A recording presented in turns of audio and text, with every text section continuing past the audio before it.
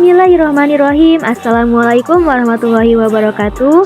Halo semua, kami mahasiswi dari Universitas Indraprasta PGRI, Fakultas Ilmu Pendidikan dan Pengetahuan Sosial, Prodi Pendidikan Ekonomi, kelompok 12 semester 1. Video ini dibuat untuk menyelesaikan salah satu tugas dalam mata kuliah pengantar bisnis dengan dosen pengampu Ibu Mima Nizma SEMM.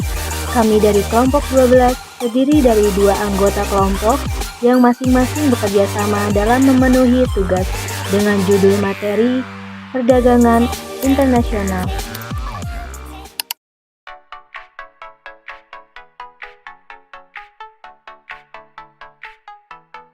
Sebelum kami masuk ke pembahasan lebih lanjut, izinkanlah kami memperkenalkan diri terlebih dahulu.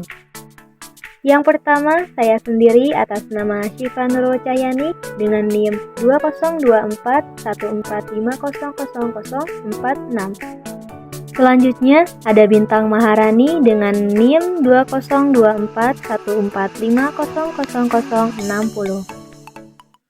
Baiklah, kami dari kelompok 12 akan mempresentasikan materi dengan judul Perdagangan Internasional. Baik, dalam materi perdagangan internasional ini ada 6 poin yang akan kita bahas, yakni yang pertama ada pengertian dari perdagangan internasional. Lalu yang kedua ada manfaat perdagangan internasional. Kemudian yang ketiga ada teori perdagangan internasional. Selanjutnya yang keempat ada jenis-jenis perdagangan internasional. Lalu yang kelima faktor-faktor pendorong perdagangan internasional. Dan yang terakhir yaitu faktor penghambat perdagangan internasional. Dalam hubungan internasional tentu tidak hanya membahas isu mengenai bidang politik saja. Namun, hubungan internasional juga membahas hal-hal penting lainnya seperti ekonomi, sosial, dan budaya. Itu semua merupakan isu yang sangat penting dalam hubungan antara negara di era modern saat ini. Yang akan kita bahas hari ini adalah hubungan internasional dalam bidang ekonomi. Ekonomi merupakan salah satu pilar penting bagi kemajuan sebuah negara. Maka dari itu, perdagangan internasional tercipta bagi setiap negara untuk saling mencapai tujuan dan berdagang. Tidak ada negara di dunia ini yang tidak membutuhkan bantuan dari negara lain. Setiap negara akan saling membantu dan bekerjasama untuk memecahkan masalah yang sedang terjadi melalui tindakan atau proses yang dilakukan antar negara agar saling melengkapi. Misalnya saja suatu negara yang ikut membantu dalam kebutuhan yang sangat signifikan di negara lain, seperti kelangkaan atau hilangnya sumber daya alam, keahlian, dan kondisi ekonomi yang kurang memadai lainnya. Hal ini diwujudkan dengan adanya perdagangan. Baik, di sini saya akan menjelaskan pengertian dari perdagangan internasional. Perdagangan internasional adalah proses pertukaran barang dan jasa antara dua negara atau lebih dengan tujuan mendapatkan keuntungan atau laba. Perdagangan internasional bertujuan untuk membantu setiap negara agar dapat memperoleh barang atau jasa yang tidak tersedia di dalam negeri, meningkatkan efisiensi produksi, serta memperluas pasar, baik dari segi sandang, pangan, dan papan. Selain itu, perdagangan ini juga membutuhkan pertumbuhan ekonomi global dan mempererat hubungan antar negara. Dengan perdagangan internasional, setiap negara dapat mencapai keseimbangan ekonomi dan perkembangan industri yang lebih pesat. Perdagangan internasional ini didukung dan dibatasi oleh suatu aturan dalam sebuah wadah atau organisasi internasional yang disebut World Trade Organization atau yang disebut dengan WTO. Adapun beberapa manfaat dari perdagangan internasional, yaitu yang pertama, dapat memperoleh barang yang tidak dapat diproduksi oleh negara sendiri. Melalui kegiatan impor barang, masyarakat dari suatu negara bisa mendapatkan suatu produk tertentu yang tidak dapat diproduksi oleh negaranya sendiri.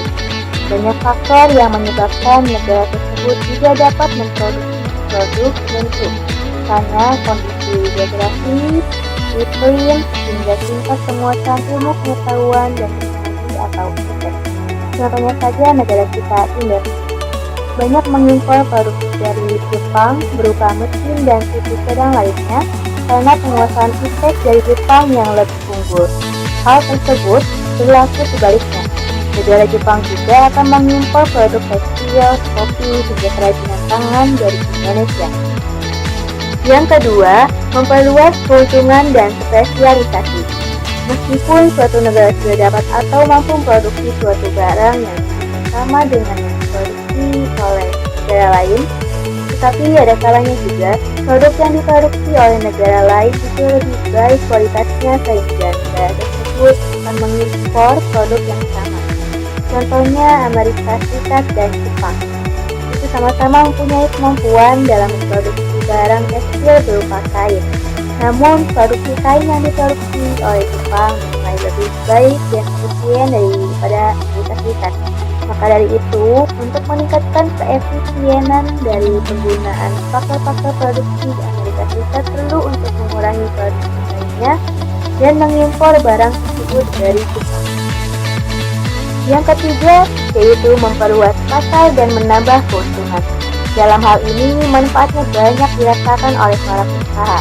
Kadang, beberapa pengusaha tidak menjalankan mesin alat produksinya dengan optimal, sebab mereka khawatir apabila akan terjadi kelebihan produksi akan menyebabkan harga produksi yang turun. Nah, melalui adanya perdagangan internasional ini, nantinya para pengusaha dapat menjalankan mesin alat produksinya secara maksimal dan menjual kelebihan produk tersebut ke luar negeri. Yang keempat, yaitu transfer teknologi modern. Melalui kegiatan perdagangan internasional ini, nantinya suatu negara dapat memperoleh kesempatan untuk mempelajari teknik produksi dan manajemen yang lebih modern dari negara lain. Yang kelima, meningkatkan hubungan persahabatan antar negara.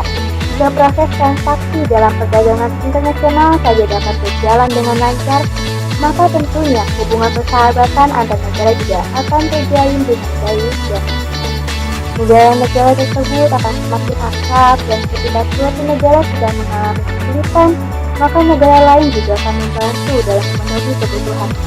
Lalu, yang keenam, memperluas lapangan pekerjaan. Dalam hal ini, apabila pasar luar negeri menjadi semakin luas, maka produksi barang dan jasa yang dihasilkan juga akan semakin bertambah. Nah, dari peningkatan hasil produksi barang dan jasa tersebut, juga akan meningkat pula kesempatan kerja bagi masyarakat, serta mengurangi jumlah angka pengangguran.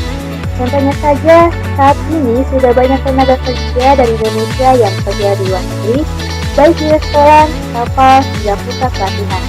Sebaliknya, tenaga kerja dari luar negeri juga banyak yang telah bekerja di Indonesia. Dan yang terakhir, mendorong kegiatan produksi barang secara maksimal. Apabila pasar di luar negeri semakin meluas, maka produksi barang dalam suatu negara juga akan semakin. Hal tersebut akan sangat bermanfaat bagi para pengusaha, baik yang sudah lama maupun yang baru. Teori keunggulan mutlak atau absolut. Adam Smith merupakan orang yang mengemukakan teori keunggulan mutlak. Ia berpendapat bahwa teori keunggulan mutlak dijelaskan sebagai kondisi di mana suatu negara dapat menghasilkan atau memproduksi barang atau jasa lebih banyak dibandingkan dengan para pesaingnya dengan mengeluarkan biasa yang lebih rendah dalam produksinya sehingga mendapatkan keuntungan yang lebih besar.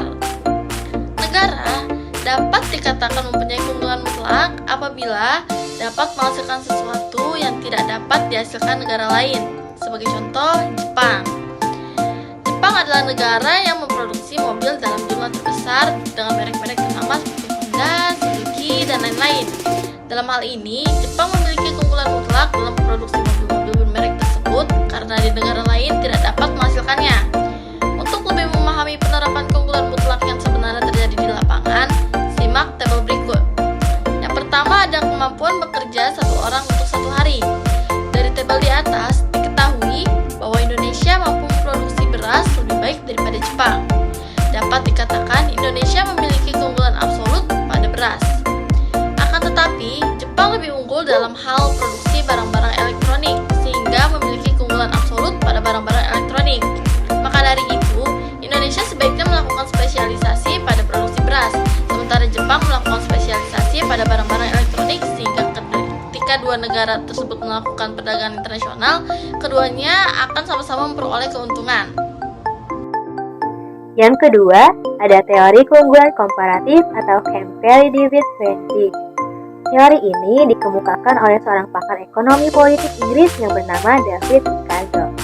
Teori ini muncul untuk mengatasi kelemahan dalam teori keunggulan absolut, di mana negara yang tidak memiliki keunggulan absolut berbeda nasibnya dibandingkan dengan negara yang memiliki keunggulan absolut. Menurutnya, negara yang tidak memiliki keunggulan absolut tetap dapat berkontribusi dalam perdagangan internasional dengan cara spesialisasi pada produk-produk yang dihasilkan di negara tersebut. Selain itu, keunggulan komparatif yang akan muncul ketika negara dapat memproduksi barang atau jasa dengan mengeluarkan biaya tenaga kerja yang lebih murah dibandingkan dengan negara lain. Agar lebih paham bagaimana konsep dari teori keunggulan komparatif ini, simak tabel di video ini. Jadi, penjelasan dari tabel tersebut adalah perbedaan hasil produksi TV dan motor dari dua negara, yaitu Indonesia dan Jepang, yang dihitung dengan persatuan output. Jepang lebih unggul memproduksi motor dan TV daripada Indonesia, tetapi Jepang hanya memiliki keunggulan sebesar pada motor saja, sedangkan Indonesia lebih lemah pada kedua produksi. Namun kelemahan Indonesia paling kecil ada di produksi TV. Seharusnya Indonesia fokus berspesialisasi pada produksi TV dan Jepang fokus pada produksi motor saja. Sehingga apabila kedua negara melakukan perdagangan internasional akan saling menguntungkan satu sama lain, maka dari itu walau Indonesia memiliki kelemahan absolut, namun tetap dapat berkontribusi melalui ekspor TV yang lebih baik daripada Jepang. Perdagangan internasional dapat dibedakan berdasarkan jenis-jenis kegiatan dan pola pertukarannya. Berikut ini adalah beberapa macam perdagangan internasional yang umum. Yang pertama yaitu ada ekspor dan impor. Ekspor adalah kegiatan menjual barang atau jasa dari satu negara ke negara lain. Ekspor bisa dilakukan dalam bentuk barang atau jasa yang dikategorikan sebagai: yang pertama yaitu ada ekspor langsung. Pengiriman barang secara langsung ke negara tujuan biasanya dilakukan oleh eksportir sendiri. Lalu yang kedua ada ekspor tidak langsung. Ekspor tidak langsung ini dilakukan melalui perantara atau agen yang ada di negara asal untuk menjual barang ke negara tujuan. Lalu yang B ada impor. Impor adalah kegiatan membeli barang atau jasa dari luar negeri ke dalam negeri. Perusahaan atau pemerintah membeli barang dari negara lain untuk memenuhi kebutuhan dalam negeri. Lalu yang kedua ada perdagangan bilateral. Perdagangan bilateral terjadi ketika dua negara melakukan perdagangan secara langsung dan saling menguntungkan. Biasanya, perdagangan ini diatur melalui perjanjian perdagangan bilateral yang disepakati oleh kedua negara tersebut untuk menurunkan tarif atau hambatan perdagangan lainnya. Seperti contoh, perjanjian perdagangan antara Indonesia dan Jepang untuk ekspor-impor produk otomotif dan komoditas lain. Lalu yang ketiga ada perdagangan multilateral. Perdagangan multilateral melibatkan lebih dari dua negara, di mana beberapa negara terlibat dalam perdagangan di bawah perjanjian yang telah disepakati. Perdagangan multilateral biasanya diatur oleh organisasi internasional seperti WTO untuk menciptakan kerangka hukum yang adil bagi semua anggota. Contohnya, perjanjian perdagangan bebas (FTA) di antara negara-negara ASEAN atau perjanjian antara negara-negara yang tergabung dalam WTO. Lalu yang keempat, ada perdagangan regional. Perdagangan regional terjadi ketika negara-negara dalam satu kawasan geografis membentuk blok perdagangan untuk meningkatkan perdagangan di antara mereka, seringkali dengan menghilangkan tarif dan hambatan perdagangan lainnya. Tujuannya adalah memperkuat hubungan ekonomi dan mempermudah perdagangan di antara negara-negara anggota. Contohnya, ASEAN, Free Trade Area (AFTA) di Asia Tenggara, dan European Union yang diciptakan di pasar tunggal di Eropa. 5. Ada perdagangan barang dan jasa. Perdagangan barang melibatkan pertukaran produk fisik antar negara seperti komoditas minyak, gas, dan hasil bumi, barang manufaktur mobil, elektronik, dan barang konsumsi lainnya. Sedangkan perdagangan jasa melibatkan pertukaran jasa seperti jasa keuangan, pendidikan, teknologi informasi, transportasi, dan pariwisata. Perdagangan jasa semakin penting seiring globalisasi dan perkembangan ekonomi berbasis pengetahuan. Lalu yang keenam ada perdagangan bebas. Perdagangan bebas mengacu pada bentuk perdagangan internasional di mana tidak ada hambatan perdagangan regulasi lainnya yang membatasi arus barang dan jasa antar negara. Perdagangan bebas biasanya didorong oleh perjanjian antar negara untuk meningkatkan perdagangan dan pertumbuhan ekonomi. Contohnya NAFTA antara Amerika Serikat, Kanada, dan Meksiko yang menghapuskan tarif di antara ketiga negara tersebut. Lanjut, yang ketujuh, ada perdagangan terikat atau proteksionisme. Kebalikannya dari perdagangan bebas, proteksionisme terjadi ketika suatu negara menerapkan kebijakan perdagangan yang bertujuan melindungi industri dalam negeri dengan membatasi impor melalui tarif tinggi, kuota, dan regulasi ketat. Tujuan utamanya adalah melindungi industri lokal dari pesaing asing. Contohnya, pengaktifan tarif tinggi oleh Amerika Serikat terhadap impor baja dan aluminium dari negara lain untuk melindungi industri dalam negeri. Lalu, yang ke-8, perdagangan kompensasi atau counter trade. Perdagangan kompensasi adalah bentuk perdagangan internasional di mana transaksi dilakukan dengan cara barter atau pertukaran barang dan jasa secara langsung tanpa menggunakan mata uang. Jenis perdagangan ini sering digunakan di negara-negara yang menghadapi kesulitan dalam pembayaran internasional atau sedang menghadapi masalah devisa.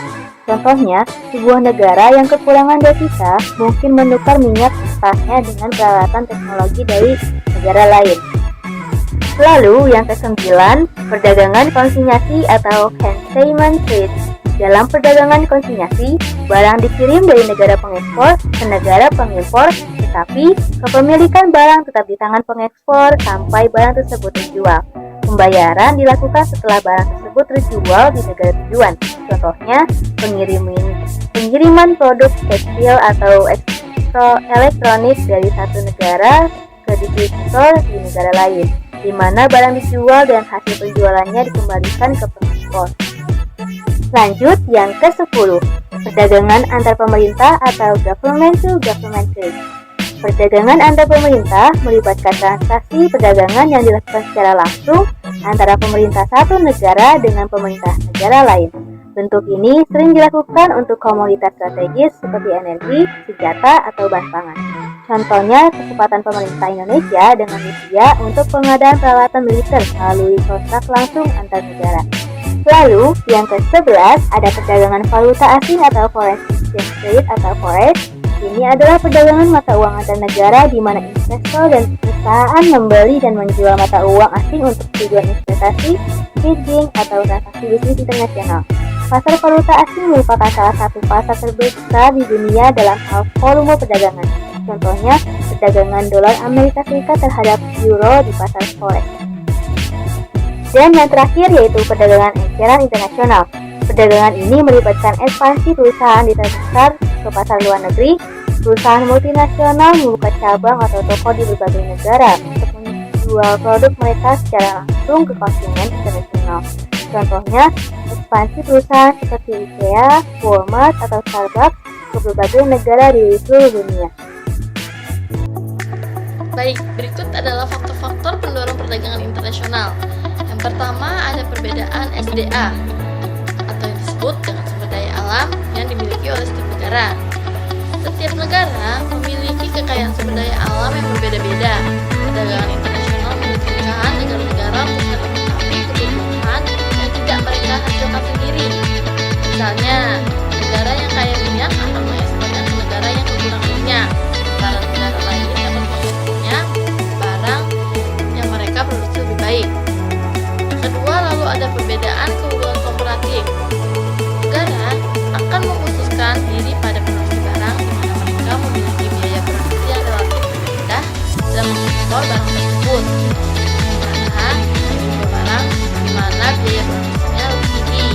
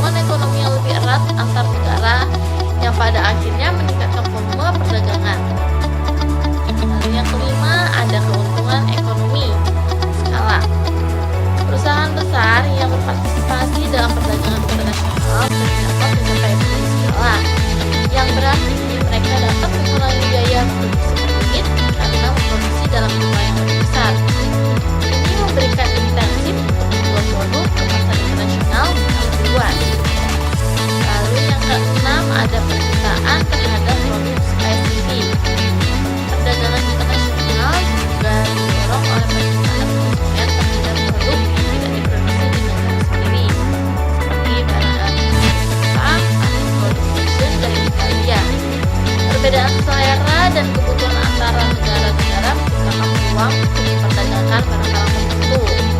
Lalu yang ketujuh ada keanggotaan dalam organisasi perdagangan internasional.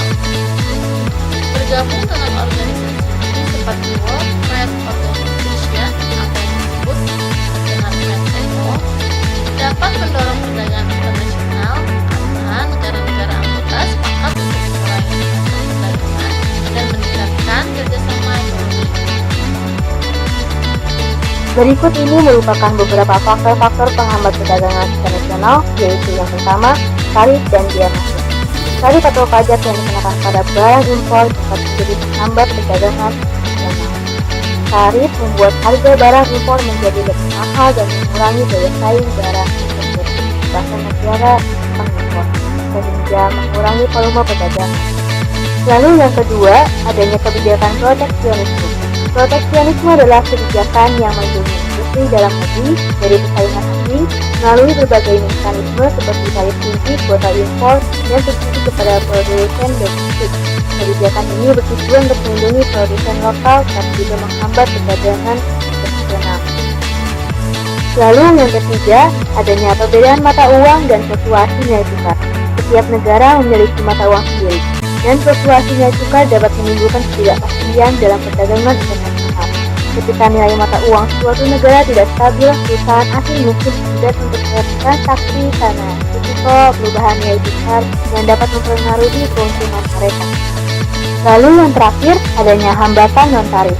Selain tarif, ada berbagai hambatan non-tarif yang dapat menghambat perdagangan internasional, seperti standar produk yang ketat, peraturan kesehatan, dan keamanan produk yang berbeda antar negara. Baik, jadi kesimpulan pada topik isi materi perdagangan internasional ini adalah menunjukkan bagaimana negara-negara berinteraksi dalam perdagangan global, baik melalui perdagangan barang dan jasa secara langsung maupun melalui perjanjian yang lebih kompleks dan melibatkan banyak negara. Masing-masing jenis perdagangan memiliki mekanisme, aturan, dan tujuan yang berbeda-beda, tergantung pada kebutuhan dan situasi negara yang bersangkutan.